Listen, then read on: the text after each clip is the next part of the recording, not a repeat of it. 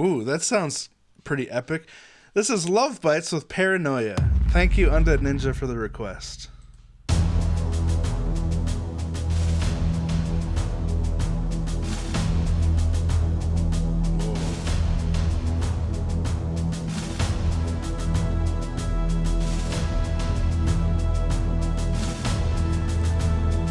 This sounds so cinematic.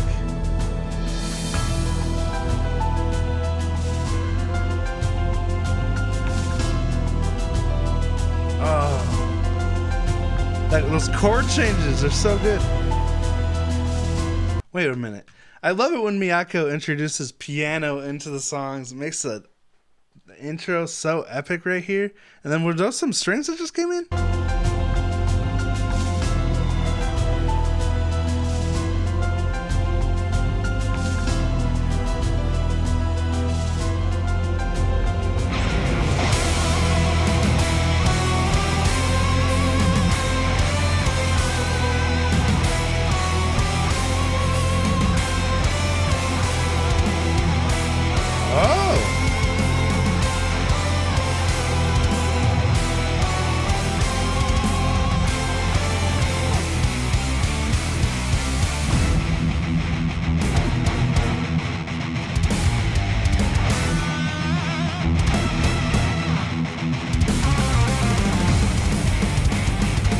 Whoa.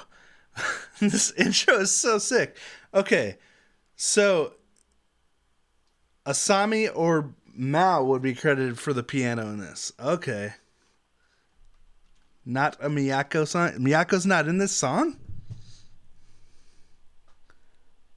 Or she didn't compose it, is what you're saying. Okay, so Mao probably composed the song with Asami. Gotcha. Thank you.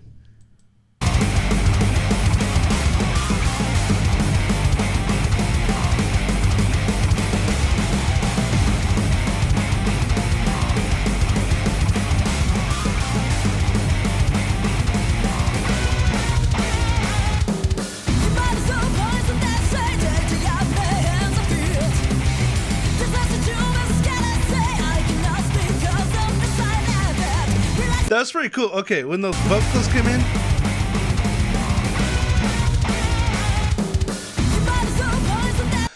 Okay, so there's a modulation, total chord change there.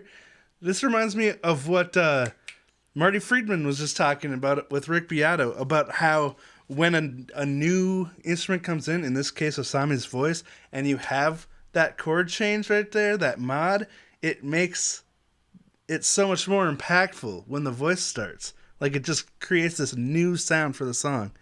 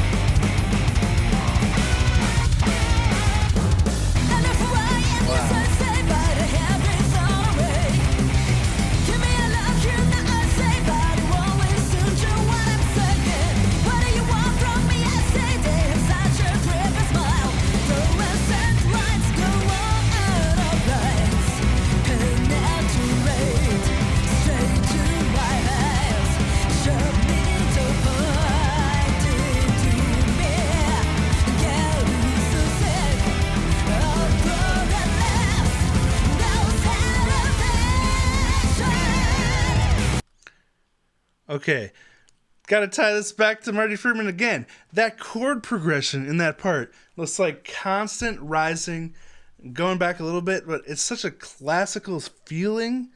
And he was talking about how classical music, it was so popular too, instead of having these sets of 4 chords that would repeat, letting the chords move wherever they need to go for the song's feeling and story and the humanity behind it. Because we have wandering thoughts. We don't think in, like, blocks. I mean, sometimes we do, depending on what we're doing. But, you know, for it to be really natural and on, like, a natural human expression isn't organized like that. It's pretty, what's that word? Flow of consciousness, or I can't remember what the term is, but this kind of has that feel where it's constantly changing, constantly ascending and building up. And they probably played every chord in existence on the way through that pre-chorus or whatever that was. Stream of consciousness. Thank you, Beze. That was pretty cool. And Marty Friedman was talking about that. Also, Marty's a big fan of Midori, and Midori's a big fan of Marty. That's so cool. Imagine that. That would be so fulfilling, you know?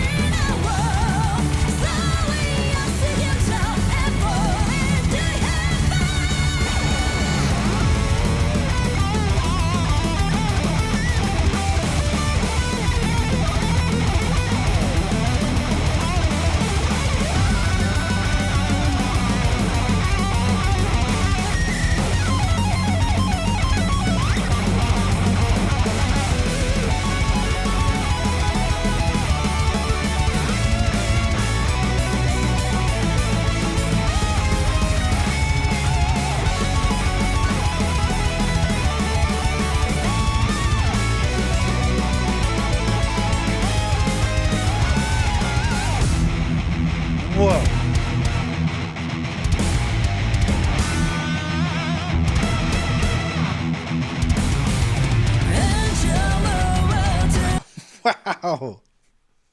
Again, that was perfect.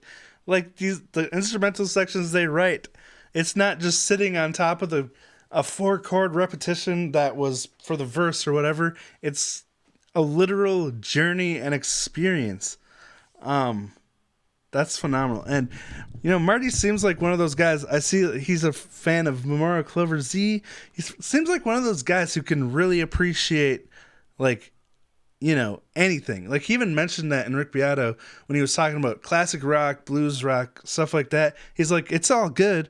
It's all, like, it's great because anyone can find what appeals to their personal taste, and it's all great, you know? He's just such a cool guy, able to see the beauty in anything.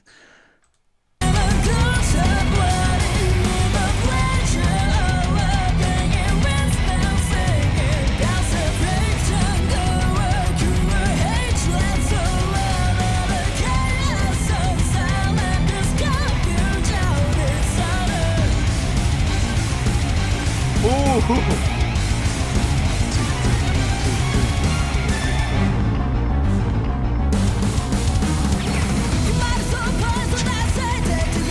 That section was epic, dude.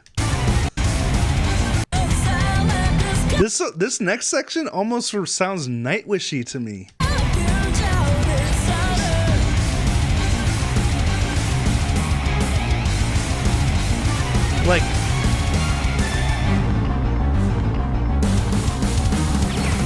Like Nightwish on like a few extra coffees, you know? Because like the tempo and speed of that was insane, but it's just such an epic orchestral arrangement.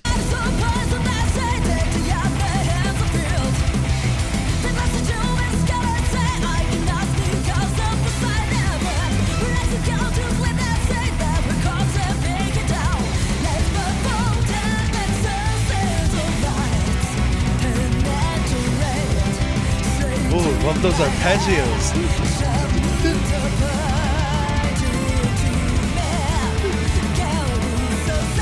Oh, it's this progression again.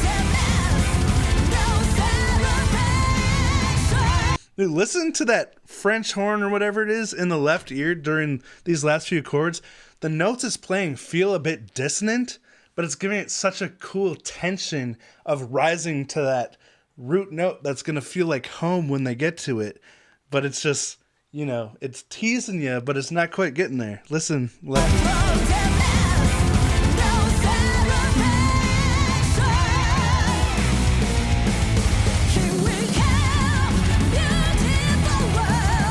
Then you get the payoff.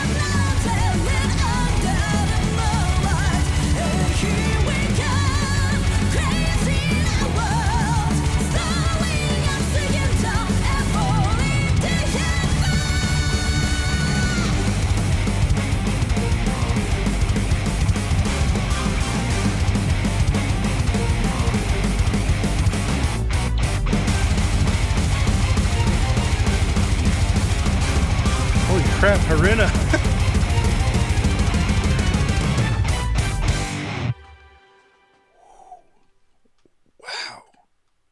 That song was really epic. Holy buckets.